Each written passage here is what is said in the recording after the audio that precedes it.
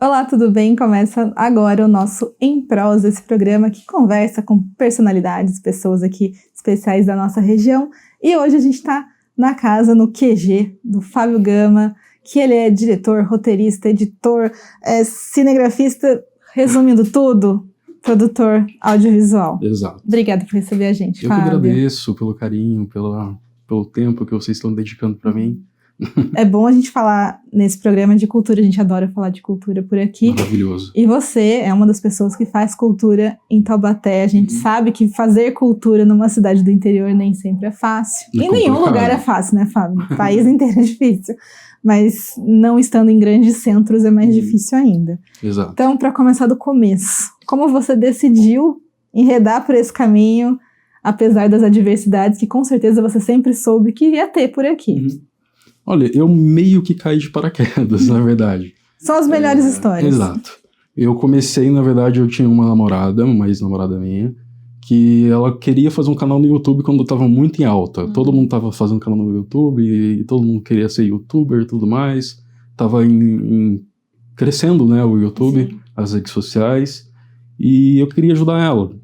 Daí ela não sabia nada de edição de vídeo, e eu sabia minimamente, eu sabia, tipo, sei lá, eu gostava de ver gente editando vídeo. Aí eu falei, vou tentar ajudar. Daí eu comecei, tô fazendo nada.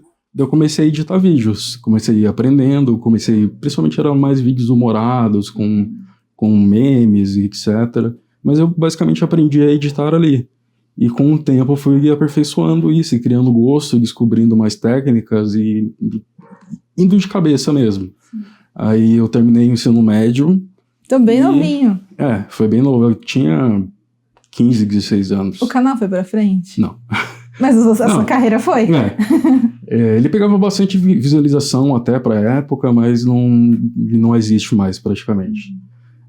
Mas a edição que eu fazia, ela era... Eu hoje em dia eu assisto e fico até relativamente orgulhoso do que eu fazia.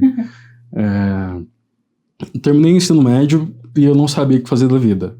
Eu sou uma pessoa que tem muitas raízes. Eu não gosto de pensar em sair de Taubaté. Eu gosto da cidade, eu gosto do clima daqui, do jeito da cidade, das pessoas, de tudo. Que é interior, mas nem tanto, né? É um meio termo. É um meio termo. Daí eu prefiro ficar por aqui mesmo. Eu não queria ir para São Paulo, para Campinas ou qualquer outro lugar que tinha faculdade de cinema, por exemplo. Eu achava que seria muito complicado, uma troca muito brusca, e eu fiquei por aqui mesmo. Eu não queria fazer marketing, não queria fazer publicidade, jornalismo, nada, porque eu nunca gostei, e eu fiquei só trabalhando. E até um momento que a Unital abriu o curso de produção audiovisual. Eu tentei na primeira inscrição, só que não fechou turma e eles não seguiram em frente com o curso. E no ano seguinte eu passei de novo e eles abriram a turma. Eu fui a primeira turma de produção audiovisual e ali eu comecei a me profissionalizar até chegar onde eu tô hoje. Mas aí você já chegou com um pouquinho de conhecimento, né? Sim, eu tinha uma base, né? Eu sempre também, é bom ressaltar que desde o, sei lá, 8º ano, desde que eu tinha uns 13, 12 anos, por aí, até mais na verdade, né? 14, 15, eu sempre escrevi muito. Eu sempre criei muitas histórias e começou de uma forma inusitada, na verdade. Um irmão meu, o meu irmão mais velho, ele sempre desenhou. Meus 2 irmãos, eles gostam muito de desenhar. Uma família das artes. E meu irmão mais velho, ele gostava de fazer histórias em quadrinhos. E, obviamente, eu, criança, acabei me inspirando nele e queria fazer também. Só que eu nunca tive muito talento para desenho. Então eu criava as histórias muito mais rápido do que eu conseguia desenhar. Eu não conseguia passar por papel tudo que eu estava pensando. Aí eu comecei a escrever. Até o momento que eu falei, por que eu só não escrevo e deixo o desenho para lá?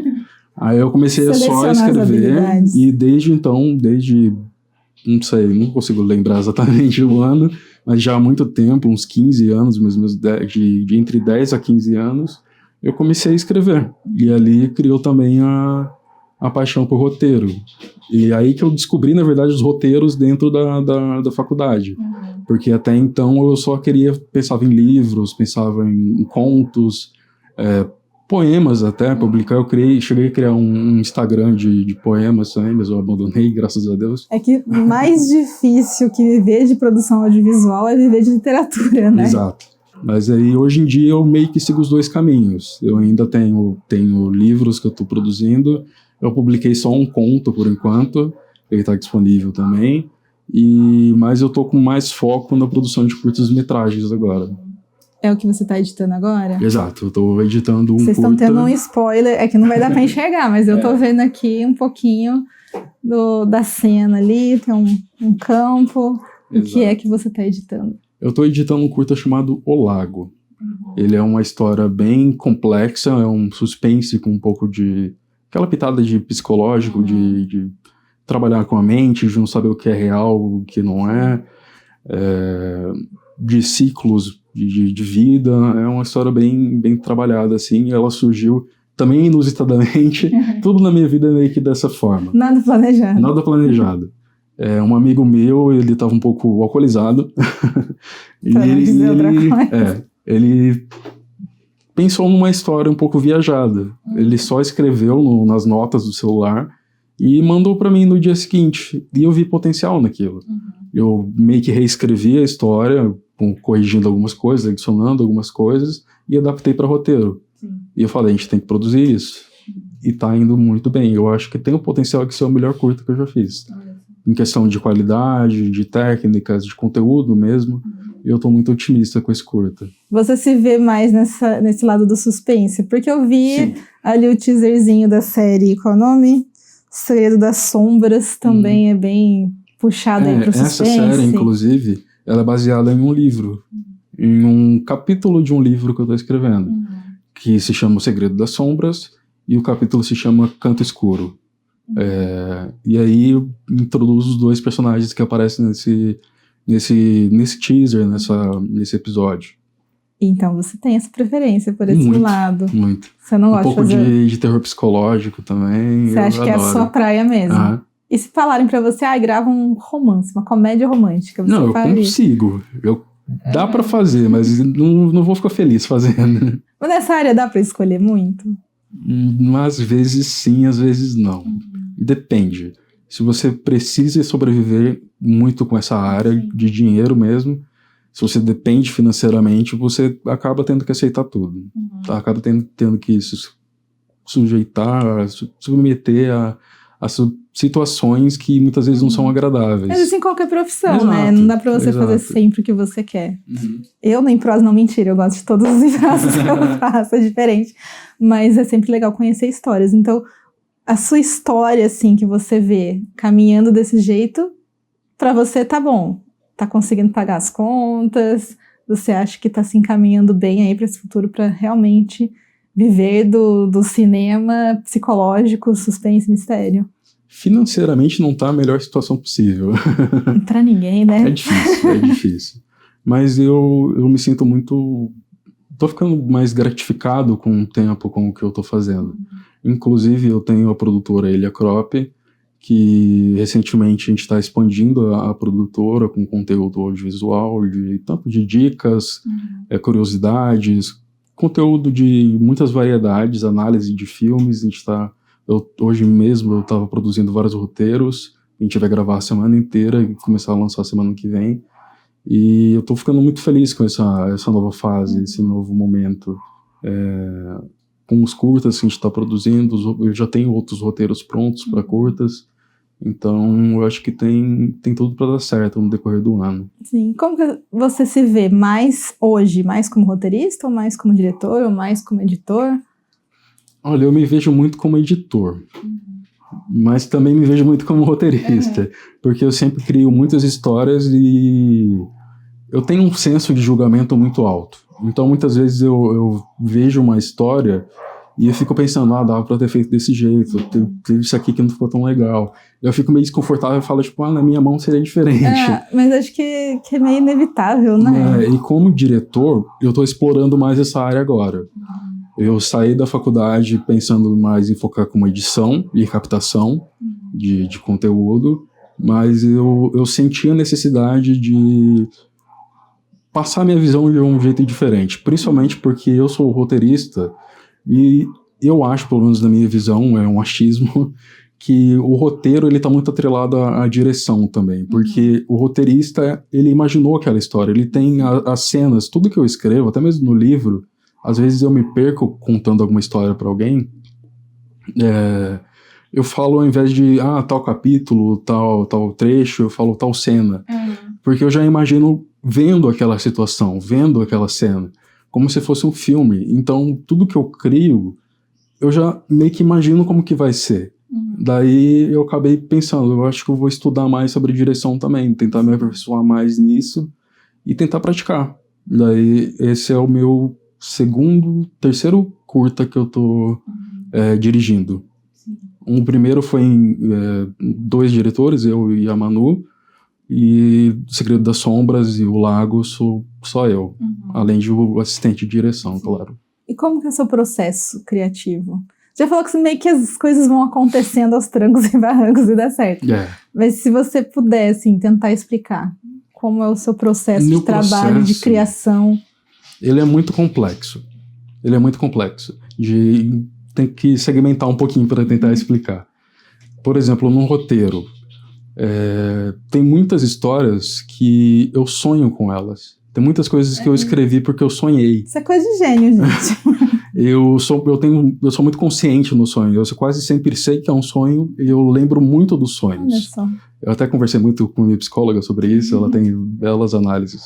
Então, e Yesterday foi criado num sonho, né, dos Beatles. Então quem sabe aí vem uma obra-prima no seu sonho. Olha só. Segredo das Sombras eu sonhei. No meu processo, por exemplo, eu tenho um curta nosso da produtora que se chama Cores Vivas. O próprio Raul, que é companheiro de trabalho de vocês. Sim, beijo, Raul, que está finalizando esse vídeo. Eu tava em uma call com ele, uma chamada, e eu tava, não lembro exatamente a situação, mas eu comentei alguma coisa, tipo, eu queria criar um roteiro, eu tenho muita facilidade de imaginar histórias, e ele me mandou, eu falei, se você me mandar uma música, alguma coisa assim, eu certeza que eu consigo criar na hora. Ele me mandou 4 músicas, 3 músicas, uma coisa assim, eu ouvi uma delas, imediatamente, a primeira que eu ouvi, imediatamente eu imaginei uma cena. Só veio na minha cabeça. Sim. É como se eu estivesse assistindo, veio um flash na minha cabeça. Mas que tem a ver com a letra ou não necessariamente? Não. Na verdade, não tinha nada a ver com a letra. Mas ela veio na minha cabeça. Se não me engano, ela não tem letra, mas não tem nada a ver com o nome da música também, com o que ela se propôs a fazer. Mas a vibe dela, o ritmo dela, a sensação que ela transmite, me passou uma cena.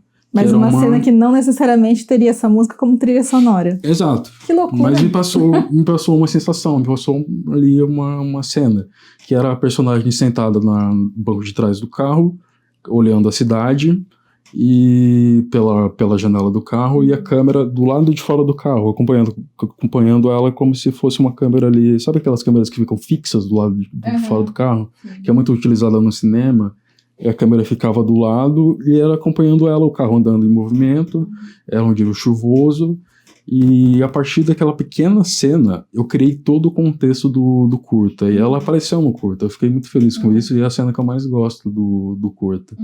E eu criei a história em 20 minutos, e esse é o curta que mais repercutiu na nossa produtora. Por exemplo, no YouTube pegou acho que 27 mil visualizações. Então, sei lá, meu processo às vezes funciona. E é rápido, então. E é rápido. Você não é a pessoa que fica dias ali cozinhando uma ideia. Sobre os livros, eu tô há quase 15 anos escrevendo e praticamente não publiquei nada. Mas por que não? Você acha que não tá pronto? Insegurança. Não pode. Às vezes eu escrevo 2 páginas e eu fico reescrevendo aquelas 2 páginas umas 20 mil vezes. Tem um conto que eu tô escrevendo desde o ensino médio, acho que o primeiro ano do ensino médio, eu tô com 25 anos. Se chama A Ilha dos Sonhos. Eu acho que eu tenho 5 páginas escritas. E toda vez que eu vou continuar escrevendo, eu volto na primeira página e começo a reescrever tudo. Será que não é hora de transformar em roteiro esse livro? E as minhas histórias são muito complexas. Por exemplo, O Segredo das Sombras que a gente produziu, eu tive que resumir muito e tirar muitas coisas da história para torná-la mais fazível. Porque, dada a situação do Vale do Paraíba, a nossa situação da produtora, de qualquer produtora independente, é complicado fazer as coisas muitas vezes sem orçamento nenhum. Sim. E como que faz? Às vezes não faz. Não, mas quando faz? Quando faz, tem que fazer o que a gente fez. Tentar transformar uma cena que é muito complexa em algo mais simples, mas que ainda transmita a mesma mensagem. Sim. E esse processo é complicado, muitas vezes leva muito tempo, muitas pessoas pensando junto, mas é possível. Sim. É bem possível.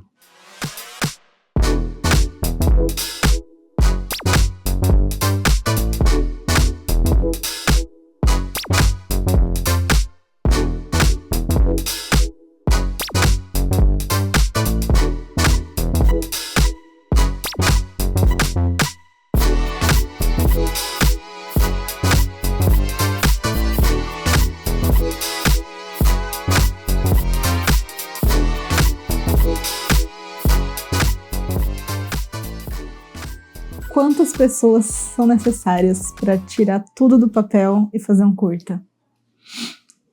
Olha, no meu processo, de novo falando como artismo, não como todos os diretores pensam na sua assim. Realidade. Na minha realidade, eu prefiro uma equipe, primeiro, reduzida, que nem é o mesmo processo que eu faço para escrever um roteiro. Eu falei que eu faço rápido, que eu escrevi em 20 minutos, só que depois eu faço uma análise dele e vou reescrevendo, reestruturando. Então é 20 minutos ou 20 anos. É basicamente isso, seu processo. O processo é assim. Em algum lugar no meio disso vai funcionar. Mas com a equipe, eu prefiro fazer com a equipe reduzida, principalmente quando o roteiro é meu, eu escrevo o roteiro, faço um rascunho mesmo, escrevo rápido, de qualquer jeito, com erro ortográfico, com gramático errado, tudo errado mesmo, e depois eu volto corrigindo, adicionando informações, eu apresento para uma pessoa de maior confiança, de maior conhecimento, e aí sim, quando ele fala, ok, tá fechado esse roteiro, eu gostei, esse texto pelo menos, antes de eu transformar em roteiro, eu faço primeiro um texto, como se fosse um livro mesmo, e aí sim eu apresento esse texto para a equipe toda que está no projeto envolvido, que geralmente eu trabalho com uma equipe mais fixa, com produtores que eu estudei, que eu confio, e produtores que eu conhecia no caminho do mundo audiovisual. Pessoas de mais confiança. A gente faz uma reunião, eu compartilho com eles, eles leem, trazem as visões, eu atualizo alguma coisa ali, mexo Você e tudo mais. aceita que mudem? Aceito quando faz sentido. Mas você não é aquele de, não, é meu bebê e eu vou defender ele pra sempre e não pode mudar nunca. Você tá aberto a sugestões. Sim. E após isso, eu tenho uma prática que eu gosto muito, é que quando eu termino o texto, quando passa pela equipe, eu passo por 2 revisões, 2 análises. Primeiro, uma análise de um professor, um amigo meu, ele é professor de língua portuguesa, tá terminando o mestrado dele, se eu não me engano, ele é incrível. Ele faz uma semiótica, basicamente, uma análise completa da história, conferindo tudo que ele faz referência, todos os significados. E depois eu mando para uma psicóloga também. Porque muitas das minhas produções são suspenses e terrores psicológicos. Então eu quero ouvir a opinião de uma psicóloga também. Quero saber o que ela pensa sobre a história, o que ela tira dessa história. E muitas vezes é uma coisa muito profunda que nem a gente percebeu. Mas tem muitos significados ocultos, que nem o Lago, por exemplo, que a gente está produzindo, eu apresentei para 2 psicólogas. As 2 me deram visões diferentes. Qual que é a verdade? Não existe. Porque, sai da sua cabeça alguma verdade, tem que ter. Porque, na verdade, eu tenho a minha versão, mas é que essa história, ela é muito abrangente. Ela, que nem eu falei, é muito psicológico, não tem como saber se aquilo que está acontecendo é real ou não. E o final é muito aberto também, você não sabe se aquilo realmente aconteceu. Tipo a Origem. Eu não assisti a Origem. Sabe um problema que eu tenho? Eu sou um escritor que lê pouco, eu sou um diretor que assiste pouco. Não faz sentido. Aí quebrou minhas pernas, porque eu ia perguntar qual é a sua maior inspiração aí nas áreas. Eu acho que Guilherme Del Toro, talvez, como produtor. E escritor, acho que Edgar Allan Poe. Maravilhoso. São boas escolhas. E os dois são do gênero bem semelhante, né? Mas você viu e leu bastante coisa dele? Sim. Dele, sim. Entendi. Então dá pra ver o seu caminho mesmo se a sua inspiração vem desses dois. E no nacional, quem te inspira? Nacional, eu consumo muito pouco cinema nacional. Isso é um erro grande, meu. E Ainda Estou Aqui, você assistiu? Eu não consegui assistir, mas eu vi análises. Mas agora tá disponível, tá mais fácil de assistir. Sim, mais acessível. Mas como você vê esse boom do cinema nacional? Porque agora aconteceu, né? Tava indo de pouco, melhorando as bilheterias cada vez mais. Mas acho que agora, com o nosso Oscar, que finalmente veio, brotou mais interesse ainda nas pessoas em consumir o nacional, né? Se você vê infelizmente, eu acho que é temporário. É mesmo. Eu não acredito que seja um estado permanente. É que brasileiro gosta quando tá ganhando, né? É que nem Copa do Mundo. A gente fala dela só quando tem na Copa do Mundo. Depois ninguém liga mais. Então a gente vai começar a ter todo esse envolvimento quando um novo filme for concorrer ao Oscar. Eu acredito que sim. Que nem eu falei como Copa do Mundo. Quando a gente perde, todo mundo fica tipo, mas nem ligava mesmo. Fazer o quê? Acontece, né? É um problema. E como você vê o Oscar? Que essa é uma pergunta que é muito válida para quem tá realmente envolvido nisso. Você acha que quem tá de fora, tipo é muito fácil falar. Olha só, deram o prêmio pra Nora, ela não merecia. Então, assim, tem muito lobby mesmo? Dá pra levar a sério essas premiações? Tem premiações que eu respeito, principalmente as mais independentes, que abrangem cinema independente. Mas Oscar, eu acho que há muito tempo já perdeu credibilidade. Tirando o nosso, porque o nosso foi super válido. Sim. O nosso, sim. Mas é que nem tem muitas premiações. Eu também sou, infelizmente, eu consumo... Tem que falar até baixo isso aqui às vezes. Eu sou gamer. Eu jogo muito. Mas ser gamer não é um problema. É um problema, assim. Não é um tem problema. Muito julgamento. A maior parte dos games modernos tem um super roteiro por trás. Não é uma história bobinha, tipo cinematográfico também. Não é um Sonic não que quando era criança. Não é arcade, é uma história mais complexa. Mas o que eu queria falar é que, por exemplo, nos jogos que eu também tenho muito conhecimento, tem a premiação The Game Awards. Sim. E esse ano, no ano passado, perdão, foi indicado, por exemplo, uma expansão de um jogo que já foi premiado ano retrasado. Então, tipo, é como se eu falasse, tipo, que como que fala do filme, o pós-crédito do filme merece o Oscar. Entendi. E não o filme. É porque eu pensei, mas aí seria tipo, Star Wars 2 tá concorrendo. Não, você tá considerando que é pós-crédito, é uma coisa realmente pequena. E o jogo que ganhou como jogo do ano foi um jogo que é demonstração, é um jogo bobinho da PlayStation, da Sony. Que é um jogo, basicamente, que ele é um arcade, que não tem absolutamente nada revolucionário, nada de novo, nada diferente, mas ele é bem feito. E eu acho que é assim que o Oscar também, ele acaba julgando. Primeiro com um quesito social, do que a sociedade quer que ganhe, muitas vezes, no que é consenso de uma minoria que acha que é uma maioria. Temas que estão na moda. Elitistas, extremas, direita ou esquerda, às vezes, depende do caso. Velhos brancos, desculpa falar isso. Mas velhos brancos, héteros, cis. Héteros, cis. Mas o que faz eu acreditar que perdeu a credibilidade no Oscar é que muitas vezes ganham produções que não fizeram nada de diferente, que não trouxeram nada de novo, nada de revolucionário, nada que avance a indústria audiovisual. Simplesmente é uma produção que eles gostaram, parece pra mim. Os velhos brancos, héteros. E às vezes não é nem só gostar, né? Existe teoria da conspiração claro. Que envolve muito dinheiro, muito investimento. Isso aí eu nem vou entrar em pauta. Não vai mexer nesse vespeiro. Melhor não, que vai que eu desapareço aqui, sei lá. Essa vai ser sua última entrevista. Não, que perigo, pelo amor de Deus. Mas, voltando à sua carreira, então você agora está editando esse... É um curta que você falou? Curta-metragem. E os planos para o futuro? O que a gente pode ver aí com seu nome?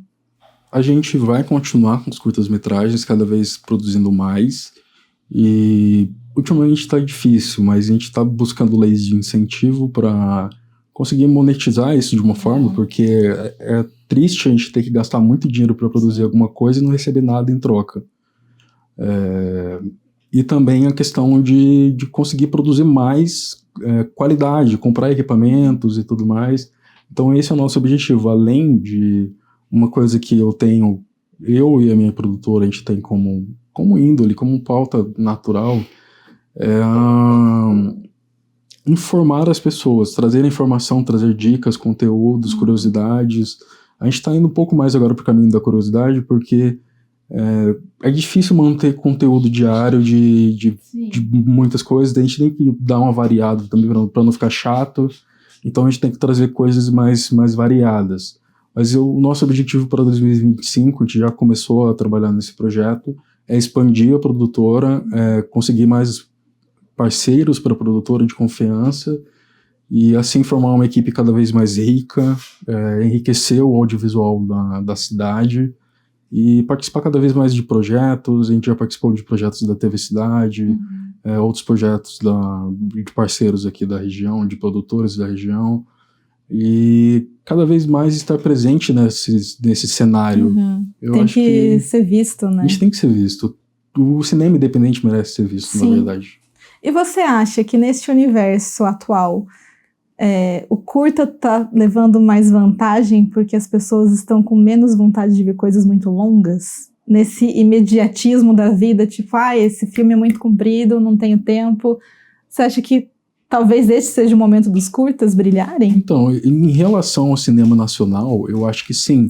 Porque o cinema nacional, já há muito tempo, eu acredito que ele não, aos olhos da população em geral, ele não tem tanta credibilidade. Ele não é aquela mega produção cinematográfica de Hollywood com orçamento bombástico. Fora da realidade. Ele é um enredo muito rico, mas que foi feito de uma forma que é limitada, porque os equipamentos são limitados, equipe limitada, salários limitados, etc.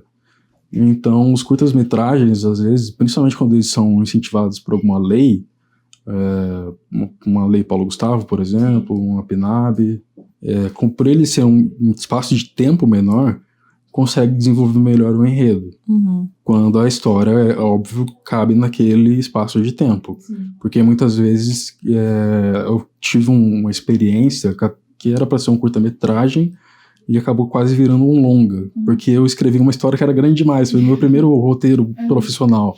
E a gente não tinha muita experiência profissional, o Raul, inclusive, estava nesse projeto. Então a história acabou se desenrolando muito além do que a gente esperava. A gente esperava que ficasse no máximo 15 minutos, ficou com 36, se eu não me engano. E isso desanimou muita gente. Mas voltando à questão principal, eu acho que as pessoas, elas... Primeiro que para consumir cinema nacional já é difícil.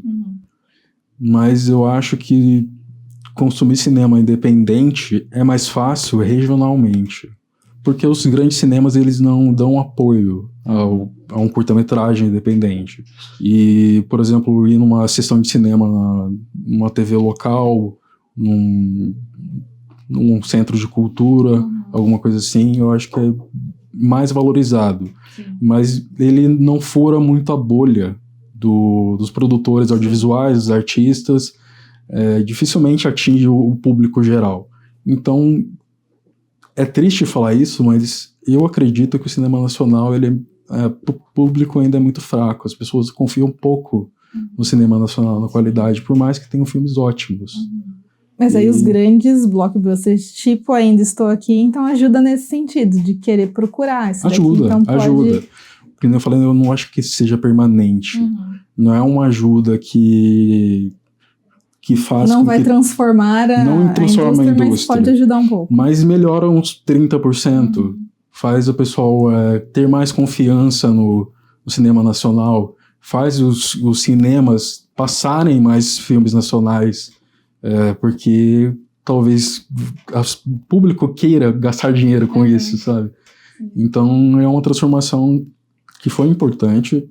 O Ainda Estou Aqui é maravilhoso o que ele fez para a comunidade produtora, mas eu acho que precisa de mais ainda. O cinema nacional não pode parar. E a gente falou muito de cinema nacional. E o cinema taubatiano, que a gente tem Mazzaropi na nossa história, pelo amor de Deus. Inegável dizer a importância de Mazzaropi para o cinema. Passou da hora de Taubaté investir mais nisso? Com certeza. Fazer um festival, não sei. Tinha festivais antigamente, mas não existe mais. Não foi pra frente. Não foi pra frente. Tem só festivais independentes, já participei de alguns, inclusive. Mas aí é na bolha. Na bolha. Não sai da zona ali. E tem muita gente fazendo cinema em Taubaté. Sim, eu assisti um recentemente, é o Velho Departamento. Ele é ótimo, ele é incrível. Foi o primeiro curta feito por ele é estudante de jornalismo, se eu não me engano, de publicidade, eu não me recordo. E foi o primeiro curta que ele fez, e o enredo, a fotografia, os cortes, a edição, ficou maravilhoso. E a gente tem que incentivar mais isso. Eu já assisti vários curtas na região, tanto muito ruins, quanto muito bons. Mas até aí, mesmo em Hollywood, com toda a verba, tem os muito ruins e os muito bons. Exato. Dá pra fazer bastante coisa. Dá sim. E pra encerrar nosso programa, qual o conselho que você dá, então, pra quem quer entrar nessa área? Vale a pena? Ou não, você pode falar que não vale a pena, não sei. Tô botando palavras na sua boca. Se o intuito de alguém, da pessoa, é ganhar um dinheiro imediato, ter gratificação imediata... Ficar milionário rápido, é difícil. Mas é uma profissão que, se você gosta, é trabalhoso, é estressante, mas se você gosta, pode trazer muitos benefícios sim, a gratificação, ou por exemplo, com o tempo, dinheiro. É uma profissão que paga muito bem, se você trabalhar para um estúdio, trabalhar para uma produtora grande, e para as capitais, por exemplo, se você é do interior, você vai para as capitais, ou como a gente abre uma empresa independente e acaba dando certo, por exemplo. Pode ser muito bom. Então, conselho mesmo que eu posso dar, deixa eu ver. Talvez clichê, mas... mas às vezes o clichê é um clichê por um motivo. É porque funciona. É a resposta padrão porque é o que funciona. Mas a questão é que tem que acreditar no processo. Ele é cheio de nuances, altos e baixos, mas... no final, sempre tem que acreditar que pode dar certo. E a questão pode dar. Tenha uma segunda opção. Não confie 100% nisso, porque é uma profissão muito variável. Qual é seu plano B? Meu plano B? Sinceramente, eu não tenho. Tô dando um conselho pra mim mesmo. Ou não, é porque não precisa mesmo, que tá bem encaminhado. É que eu tô confiando muito nisso. Já faz muito tempo, e sempre foi... Depois que eu descobri isso, sempre acabou se tornando a única opção. Eu não me imagino fazendo outra coisa. E nesse meio eu acabo tendo multifunções. Já trabalhei com marketing, já trabalhei com comunicação em geral, já trabalhei com publicidade mesmo. Trabalhei com muitas coisas porque é uma área muito abrangente. Então a segunda opção pode estar dentro até mesmo da própria área. Com certeza. É um leque bem amplo aí de possibilidades. Fábio, obrigada. Eu que agradeço. Por ter recebido a gente aqui no seu cantinho, atrapalhado o seu serviço. Que a gente isso? sabe que é demorado. A gente acompanha os meninos lá na TV editando as coisas, a gente sabe que dá muito trabalho. Mas obrigado por ter recebido a gente, por ter contado a sua história. Este foi o nosso Em Prosa com o Fábio Gama. Quem sabe ele vem com um Oscar de melhor curta-metragem, ou não, porque ele não respeita mais o Oscar. Mas a gente torce se esse dia chegar, né, Fábio? Obrigada de novo. Obrigada a você que nos assiste. Continue aqui com a nossa programação. Vai ter mais Em Prosa no futuro e outros programas mais que estão bem legais, eu garanto. Até a próxima. Tchau, tchau.